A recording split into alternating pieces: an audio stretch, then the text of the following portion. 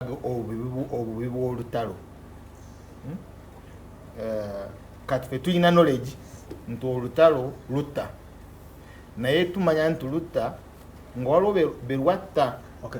So we have this knowledge ng'eva mu kufa kw'abali naye bwe twanga twagala kugikozesa tuziyize olutalo tubeera wano nga tujja ne tubinyumyako Mukulu Museveni yayogedde ajja kubatta, Mukulu Museveni yassoono because kufa kale ka Sheikh ka Abbas Kirevu bamuse yaba naye yayagadde abeerewo today alabe programu eno naye yakoze eki kyafudde. Tuliyiga ddi ne tumanya that tulina okukola kyonna ekisoboka olutalo luyimirira. Honorable Godfrey Kiwanda Suubi, Vice Chairman NRM Buganda, njagala olamuse ku nsi mu seconds 42. Njagala kubalamusaako nange abantu mwenna abatulaba ku telefayina abawaayo ekiseera ne mutulaba. Mu ngeri enjawulo njagala kwebaza n'okulamusa ku bantu b'e Kamera. Wiiki eno olunaku lw'eggwe nabadde mu Luweero mu ggombola y'e Kamera era mu ggombola eyo ne tusinkana abalimi bangi ate abampadde obujulizi obw'enjawulo emirimu gye mukola. Kimu kye njagala okubagamba nti omuwanguzi mu bulamu takola bintu bya njawulo, akola bintu mu ngeri ya njawulo. Tuyinza okuba ffenna nga tuli balimi ba butunda nga mwamu be nnalabye, Mwasanje n'abalala mwenna be nnalabye, naye ffenna tuli balimi ba mmwanyi, tuli balunzi ba nkoko, ng'enkoko ffenna ze tulunda naye ono ng'engeri gyakikolamu ngeri ya njawulo.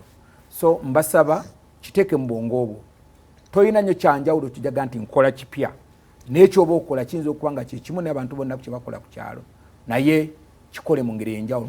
Mu Luzungu ega nti successful people don't do different things but they do things differently.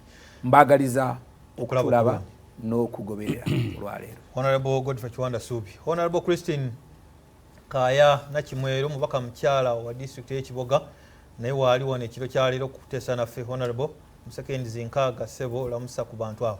Nyabo olwalula nyabo mbadde nkwise mu mbejja lamusa nyabo okusookera ddala nkulisaayo abantu ba Katonda mwenna okuva mu ggombolola ya Ssaabasajja eri Akapeke ng'otwalidde mu Kiboga Town Council okugaba omusaayi okwenyigira mu kugaba omusaayi olunaku olwaleero.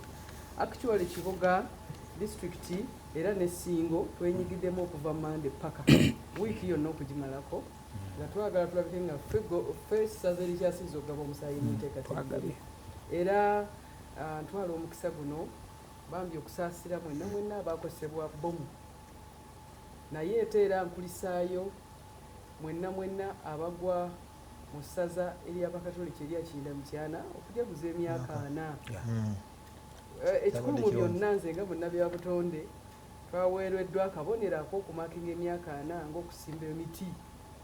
Bishop yatugambye gumu naye nze mbasaba musimba 4 okusimbolizinga emyaka 4 buli omu ku kibanja ekyo kisoboka. So mwebale nnyo mwebalire ddala abalina kye mukoze okulaba nga enteekateeka ezo zibeerawo ate era tubakoowoola mwenna okwenyigira mu misinde gy'okujaguza amazaalibwa.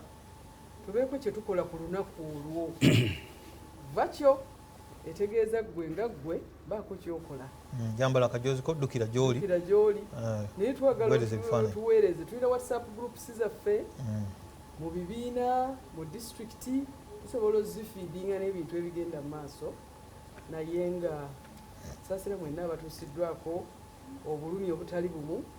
Mutabani waffe okuva ekisweka ava kwetuga ndowooza ensi emunyiye naye talina bwe yabuuliddeko kiki kimukozesezza ekyo yasoose kusima ntaana ye n'agiteekamu essuuka enjeru neyeetuga.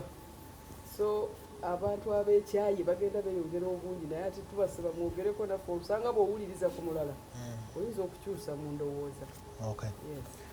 Ye Honorable Christine Kaya Nakimwero nga bwagambye Honorable Tamaguzi ngenda kuwola muse obumala okulamusa gw'otandike kubanga gwogenda okusooka.